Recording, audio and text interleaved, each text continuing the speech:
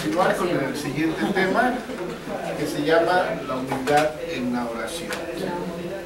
Bien, como hemos visto, o sea, estado viendo durante los temas anteriores, pues ejemplos de oraciones que han hecho diversos personajes de la que habla el Antiguo Testamento. ¿Y con qué fin? Precisamente de que nosotros podamos realmente observar cómo hacían sus oraciones, ¿verdad? Algunas vemos que son, pues, muy correctas, otras que tienen a lo mejor deficiencias, y es que, pues, de alguna manera ellos no sabían, hasta ese momento, no tenían un lineamiento de cómo orar. Hasta cuando viene el Señor Jesús, ¿verdad?, a la tierra, y Él les enseña a sus discípulos y nos da un modelo de oración. Pero antes no, entonces ellos oraban conforme al Espíritu, conforme les daba a entender, ¿no? Entonces, pues este es el principal, creo yo, problema que todos tenemos, que hay veces no sabemos realmente cómo orar, aún teniendo ese modelo que el Señor nos da, hay veces pues sí se nos dificulta, ¿no? Pero bueno, pues de eso se trata, de que nosotros podamos ver a través de esta diversidad de oraciones que contiene la Biblia, de poder ver cómo ellos oraban, cómo empezaban, qué decían, ¿verdad? Entonces, hoy vamos a ver otro caso, que es el caso de Daniel, ¿sí? ¿Ustedes saben quién fue Daniel? ¿Alguien tiene una idea de quién fue Daniel? ¿No? Ok, efectivamente fue un profeta, ¿sí? Y que sabemos precisamente que Daniel era de la tribu de Judá, ¿verdad? Y que él y otros 3 amigos fueron cautivos, fueron traídos, ¿sí?, de Jerusalén aquí ¿cómo se llama?, al reino donde reinaba Nabucodonosor, ¿sí? Entonces fueron cautivos, o sea, ellos no quisieron venir por su propia cuenta, fueron cautivos. Y dice que eso sucedió cuando pues Daniel tenía 17, 20 años, o sea, fueron muy jóvenes. Él y los otros 3 amigos, que es Sadrach, Mesach y Abednego, ¿verdad? Fueron ellos. Entonces, ellos fueron cautivos y bueno, rápido así, retomando un poquito, sabemos que fueron entrenados, los escogieron porque vieron que eran hombres inteligentes, tenían dones, ¿sí?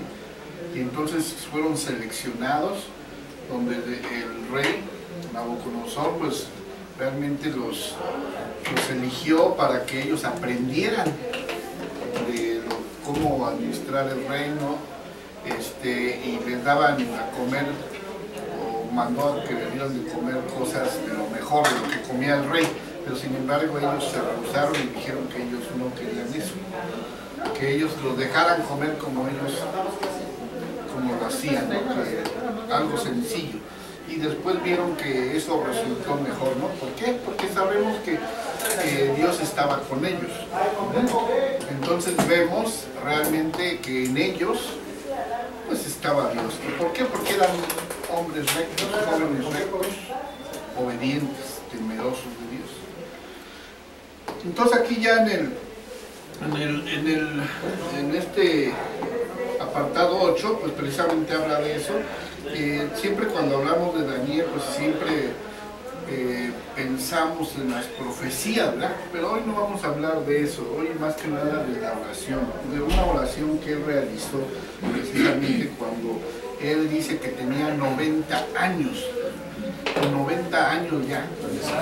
Entonces, ¿qué quiere decir de esto? Que tenía 90 años, o sea, él está haciendo un recordatorio de una respuesta, de una oración del pasado. Entonces, vamos a ver ahí nuestro manual, en el penúltimo párrafo, dice: ahora, continuando con nuestra serie de oración del Antiguo Testamento, vamos a ir a un pasaje que trata del mismo profeta Daniel, ¿sí? Y lo que Dios le reveló. Esta sección está atada a un gran pasaje profético, pero viene como respuesta a la oración maravillosa de Daniel, ¿sí? En este tiempo Daniel era viejo, ya de edad avanzada, tenía 90 años de edad.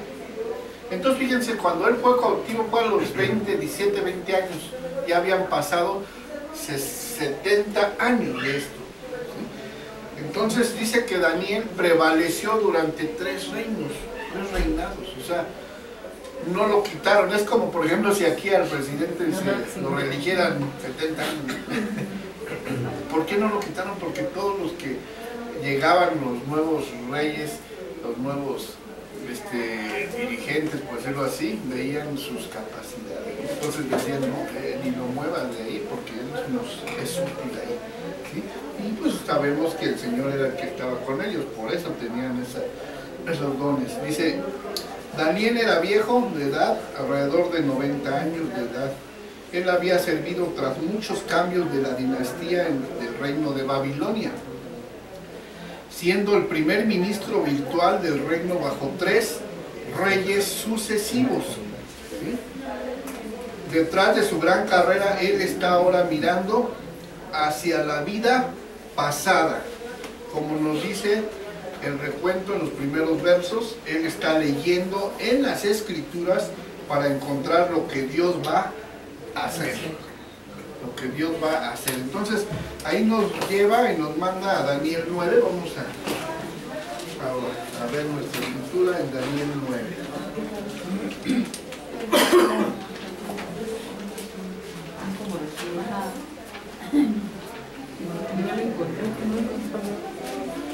Entonces sabemos que, bueno, durante este tiempo Daniel dice que prevaleció durante 3 reyes sucesivos, que es Nabucodonosor, cuando estaba Belsasar, Darío de Media y Ciro, ¿verdad? Entonces ya en el capítulo 9, vamos a leer los primeros 2 versículos. Dice, en el año primero de Darío, hijo de Asuero, de la nación de los Medos, que vino a ser rey sobre el reino de los caldeos. En el año primero de su reinado, yo, Daniel, miré atentamente en los libros el número de los años de que habló Jehová el profeta Jeremías, que había de cumplirse las desolaciones de Jerusalén en 70 años. Entonces ahí estriba mucho la profecía, ¿no? Por eso el libro de Daniel es profético, porque ahí está plasmado realmente lo que va a pasar. Pero bueno, ahorita nos vamos, les digo, a enfocar a esa parte. Vamos a ver más que nada pues, la parte de la oración, ¿sí? Entonces, si gustan la página 40, voy en el segundo párrafo, dice, la mayoría de los estudiosos dan la fecha de esta época alrededor de los años 537 a.C., de acuerdo a la cronología de las escrituras en el 605 a.C. Casi 70 años antes, el rey Nabucodonosor dirigió un gran ejército en contra de los egipcios en una batalla crítica de la historia, la batalla de Carquemis, peleada en las costas del río Éufrates. Ahí los egipcios fueron derrotados de su posición como uno de los poderes militares más grandes de la época. Nabucodonosor continuó y capturó a Jerusalén en ese mismo año, tomando cautivo algunos príncipes reales de la casa de Israel, entre ellos Daniel y 3 de sus amigos que no son conocidos por sus nombres babilonios, que era Sadrach, Mesach y Abednego, ¿verdad? Todo esto sucedió como 70 años después. Entonces ahí dice, ahora Daniel está leyendo el libro de Jeremías, el profeta, y dijo estas palabras de él, del libro de Jeremías, capítulo 29, dice, porque así dijo Jehová, cuando en Babilonia se cumplieran los 70 años, yo os visitaré y despertaré sobre vosotros mi buena palabra para tornaros a ese lugar, porque yo sé los pensamientos que tengo acerca de vosotros, dice Jehová, pensamientos de paz y no de mal, para daros el fin que esperáis. Eso es Jeremías 10:11. Entonces aquí nos está remitiendo precisamente al profeta también Jeremías de lo que había hablado, ¿no? Entonces, ¿por qué los puso ahí, o el Señor permitió que ellos estuvieran ahí? Pues con un propósito grande, ¿verdad? Entonces, ahora, si nos vamos enseguida, dice, aquí en el versículo 3, ¿sí?, del capítulo 9 de Daniel, dice, y volví mi rostro a Dios, el Señor, buscándole en oración y ruego, en ayuno, cilicio y ceniza. Entonces, es lo que vamos a analizar hoy, hermanos. ¿Cómo empieza él esta oración? Y dice, volví mi rostro a Dios el Señor. O sea, ahí podemos ver que primero él está buscando, ¿sí?, buscando el rostro de Dios por medio de ¿qué? De la oración y ruego, ¿sí? Ruego. O sea, esa es de alguna manera una forma en que podemos nosotros tomarla para cuando nosotros oramos, ¿no? Dice de ruego, en ayuno y cilicio y ceniza. Entonces, también ahí habla del ayuno, entonces, que también es muy importante. Y cilicio y ceniza. Cilicio es, anteriormente era una prenda que usaban como para hacer un sacrificio, algo así. Era una piel, ¿no?, de un animal. Pues ya hoy ya no se hace, pero en ese entonces es cilicio y ceniza. Y en el 4 dice, y oré a Jehová mi Dios. Ahí reconoce, ¿verdad?, la majestad de Dios. A mi Dios lo hace su Dios. E hice confesión diciendo, ahora, Señor, Dios grande, lo exalta. Vean, o sea, esos son los puntos importantes. Dice, e hice confesión diciendo, ahora, Señor, Dios grande, digno de ser temido. ¿Sí?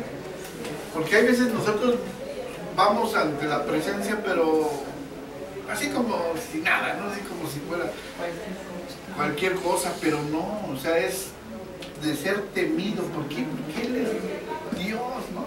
O sea, a veces no tenemos esa. Una cosa es que tengamos una comunión con Él y pues de que haya esa relación, pero tenemos que entrar con eso, ¿no?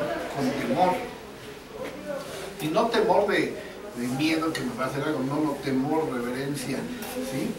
¿Verdad? Entonces aquí vemos eso, de ser temido, que guarda el pacto y la misericordia con los que te aman y guardan tus mandamientos. Entonces aquí vemos realmente que dice, y nos hemos apartado, perdón, dice, y la misericordia con los que te aman y guardan tus mandamientos. O sea que Él está diciendo ahí que realmente Él es un hombre recto, porque está guardando los mandamientos. Bueno, aquí en nuestro manual dice, en la página 40, casi del penúltimo párrafo, dice, tenemos que rechazar la noción de que la oración es una forma por la que Dios nos ha dado para que Él haga el trabajo por nosotros. La mayoría de nosotros piensa de la oración de esta manera. Sentimos que tenemos necesidades y queremos que algo sea hecho. O sea, cuando nosotros estamos en necesidad, pues ¿cuál es nuestro deseo? De que se haga realidad eso lo que estamos nosotros pidiendo. Pero realmente no es así, hermanos. Dice, algo que encontramos que está fuera de nuestro alcance para manejar con nuestras prácticas de manipulación y confiamos en las promesas de Dios. Venimos delante de Él y decimos, tú dices que harás cualquier cosa que pidamos, ahora esto es lo que yo quiero que hagas. Sí, hay veces así decimos, ¿no? O sea, ¿sabes qué? O sea, nos basamos en la palabra donde dice que Él va a hacer. Y hay veces tomamos esa promesa, pero ya no le pedimos, no le rogamos, sino le exigimos. Le exigimos, ¿no? Por eso dice, hay veces decimos, yo quiero que hagas esto. Y no, porque a Dios no lo podemos condicionar, como decía mi hermano Antonio hace 15 días, no le podemos hacer una manita de puerco. Tenemos que esperar la voluntad de Dios. Así es, sí. No más es aceptar la voluntad de Dios. Así es. Porque le pedimos, y como dice la palabra, pedimos más. Así es. Debemos de hacer nuestra oración siempre aceptando o esperando que se haga la voluntad. Lo mismo Jesús lo decía, que no sea como yo, sino como tú. Así es, que sea, así es su voluntad. Efectivamente, ¿no? Entonces aquí lo que nos da a entender el autor es eso, que hay veces pues lo hacemos de esa manera que no es correcto. Dice, en este enfoque estamos diciendo realmente que Dios es un tipo de mozo celestial, ¿sí? Que cuando oprimimos el botón de la oración, Él va a aparecer y toma las órdenes de lo que queremos que Él haga. Pero eso es totalmente una falta de entendimiento de la naturaleza y el propósito de la oración. O sea, eso no es correcto, como lo acabamos de comentar. ¿Sí? Yo la vez pasada les decía, hay veces queremos que Dios sea nuestro mago, ¿no? Que le pidamos y nos cumple el deseo, ¿no? No es así. Entonces por eso dice, la oración es la manera en que Dios nos envuelve en lo que Él tiene la intención de hacer. ¿Sí? Porque Dios tiene un propósito, ¿verdad? ¿Sí? Pero entonces lo va a hacer como Él quiere, pero nos involucra. ¿Sí? ¿Para qué? Se haga su voluntad, pero no la de nosotros. ¿Sí? Pero estamos involucrados en la oración. Entonces dice, la oración es tan importante en su posición que Él nos dice que va a retrasar lo que Él va a hacer hasta que comencemos a responder en oración. O nos deja a nosotros y nos motiva a otra persona a orar. O sea, si no oramos nosotros, va a motivar a alguien para que ore por nosotros, ¿verdad? Y de esa manera también nos motiva a hacerlo. ¿Sí? Porque hay veces así pasa, ¿no? Por ejemplo, cuando nosotros no conocíamos la palabra, pues hubo alguien que estuvo orando por nosotros, ¿verdad? Porque por nosotros mismos pues, lo sabíamos o no queríamos. Pero sin embargo el Señor movió a otros a orar por nosotros y de esa manera nos motiva, ¿sí? Entonces dice en el libro de Santiago leemos, tú no recibes porque no pides. Santiago continúa diciendo que aun cuando pides no lo hacemos correctamente. Entonces si vemos ahí en Santiago 4.2 nos habla precisamente de que ¿por qué no recibimos? Porque pedimos mal. Y dice que pedimos para nuestros deleites, ¿verdad? Sí, es que es eso, ¿no? Entonces no es así, ¿verdad? Entonces por eso Santiago dice que no lo hacemos correctamente, porque buscas que tus propias necesidades sean satisfechas. Pero aquí se nos recuerda que la oración es parte del plan de Dios. Y entonces volvemos a lo mismo, ¿no? Y a retomar lo que el Señor Jesús nos dice. Que el Señor Jesús sabe de lo que tenemos necesidad.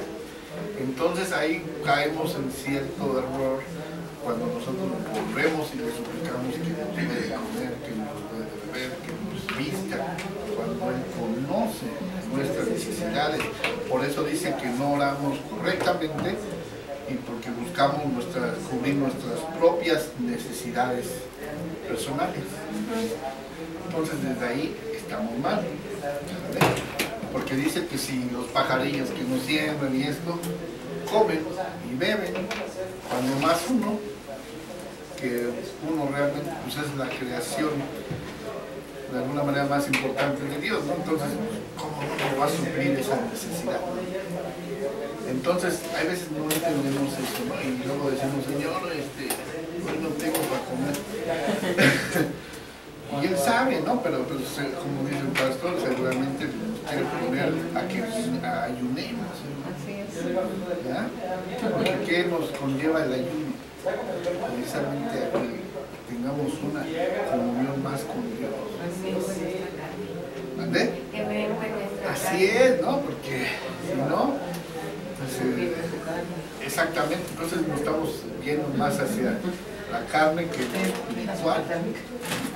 Dice, ahora esto es cierto también con relación a las promesas de los últimos días. Debemos orar para que Dios bendiga también a Israel y abra sus ojos en su tierra.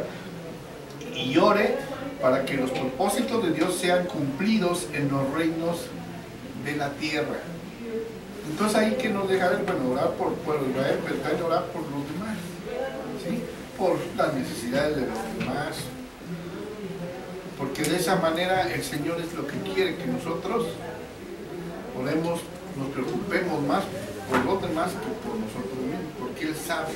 ¿Qué diga ahí? No me recuerdo, Mateo 28, 29, donde dice, buscar primero el reino de Dios y su justicia, y todo vendrá por añadidura. Entonces, buscar a Él, ¿y qué es lo que quiere? Que busquemos de Él y hacer su obra, ¿no? Que trabajemos en su obra. ¿Cuál es su obra? Pues llevar la palabra, orar por los enfermos, orar por los menesterosos, por los que están afligidos, etcétera, etcétera. O sea, preocuparnos más por el prójimo que por nosotros mismos, porque Él dice que se va a encargar de nosotros y que todo vendrá por añadidura. Pero hay veces perdemos de vista eso, ¿verdad? De hecho, dentro de los evangelios encontramos, podemos ver la encomienda que Jesús o que Dios nos ha dado de ir a predicar el evangelio, de ir a... Y ese es el plan de nuestra chamba, lo que tenemos que hacer. Pero no nada más llevarlo, sino llevarlo en nuestra vida diaria. ¿Sí? En nuestra forma de vivir, en nuestra manera de comportarnos, en nuestra conducta, porque ese es el evangelio realmente, el predicar, pero con ese ejemplo. Predicar con el ejemplo, sí, con nuestro testimonio, ¿verdad? Así es. Y aquí Manuel nos dejaba ver que es la falta de entendimiento de la naturaleza.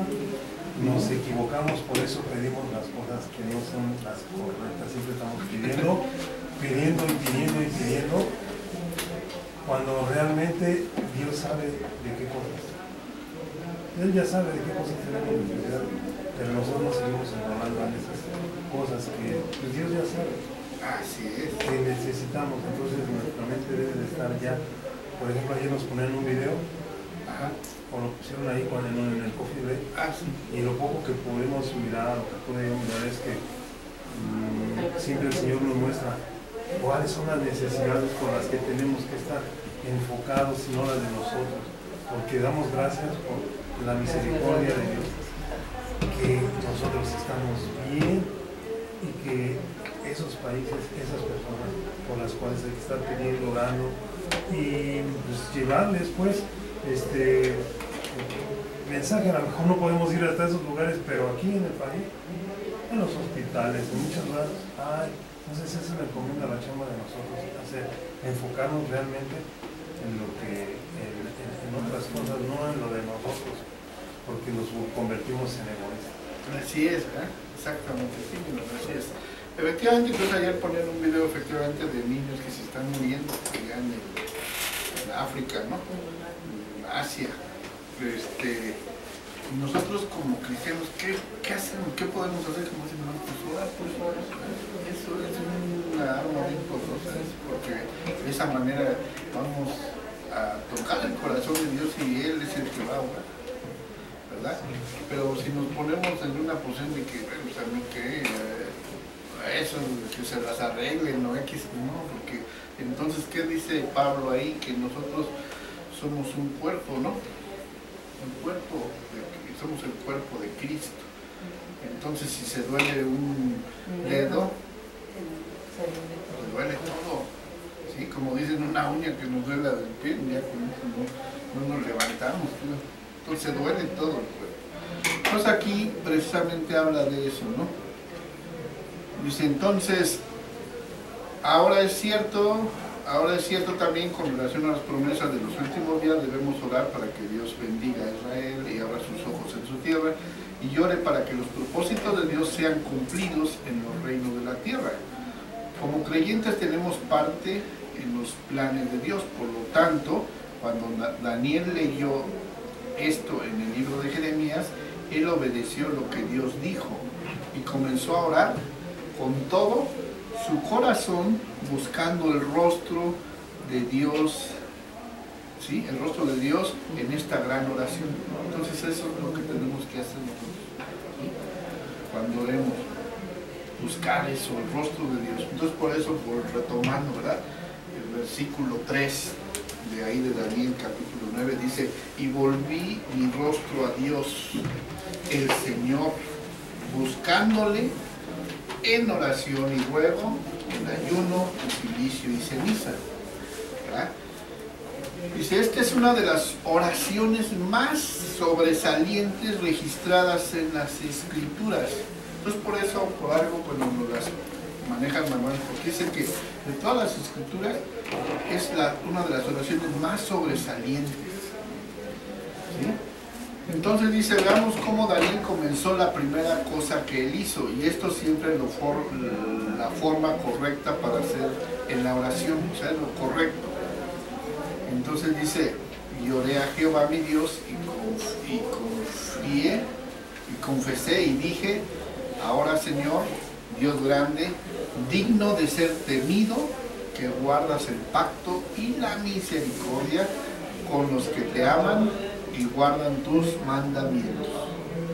Dice, entonces vemos ahí que no comienza él consigo mismo, ¿no? O expresando sus problemas, sino primero entra con esa exaltación, ¿no? A Dios. Entonces a veces nosotros decimos, Señor, ayúdame, tengo este problema, ¿no? Nada más entra uno así directo, ¿no? Pero no. Primero. Sí, no, o sea, sí, es que a veces Señor, ayúdame, bueno, sí, pero yo creo que no piensa, confunde por ejemplo, eso que nos dicen que la comunión, ¿no? Por el ser adoptados, o sea, sí está bien, pero muchas veces perdemos la comunión con conocer quién es Dios en realidad y hacer simple, ¿no? Porque, por ejemplo, si ellos dicen, no, Señor, te damos gracias, te pedimos en este, o sea, yo creo que ni con el vecino hablamos tan simplemente, ¿no? Entonces se confunde mucho la comunión con hasta a veces falta de respeto, por eso, porque no tenemos bien conceptualizado con quién estamos hablando, ¿no? Y vaya, se queda claro aquí cómo se debe de hacer, ¿no? Pues está muy el ejemplo, porque pues vaya, estamos hablando de alguien que conoce a Dios. Así es, ¿no? Exactamente. Ahí la palabra habla de Daniel, que fue un hombre recto, ¿verdad? Pues seguramente igual tuvo algunas fallas, la Biblia no lo dice, pero él habla de la Biblia de un hombre justo, recto, ¿verdad? Temeroso de Dios. Entonces, por eso ponen como ejemplo su oración, ¿verdad? Entonces, ahí dice, no comiences contigo mismo o con tus problemas. Jesús nos enseñó que la manera de orar es comenzar con Dios. Nuestro Padre que estás en los cielos, santificado sea tu nombre, ¿verdad? Así comienza la oración en la oración modelo que hace el Señor Jesús en Mateo 6, 9, ¿verdad? Daniel comienza enfocando en la naturaleza y el carácter de Dios y ve dos cosas. Primero, Dios es grande y temible. ¿Sí? Estas palabras suenan temerosas para nosotros porque no pensamos de esa manera de Dios a menudo. O sea, vemos a Dios como, ah, sí, Dios. No, o sea, Dios es lo máximo. O sea, no tenemos palabras para expresar. Entonces, por eso dice, pero Daniel ha aprendido algo de la naturaleza majestuosa de Dios, de su poder, su sabiduría y su poder soberano sobre todas las naciones de la tierra. Dice, si deseas que tu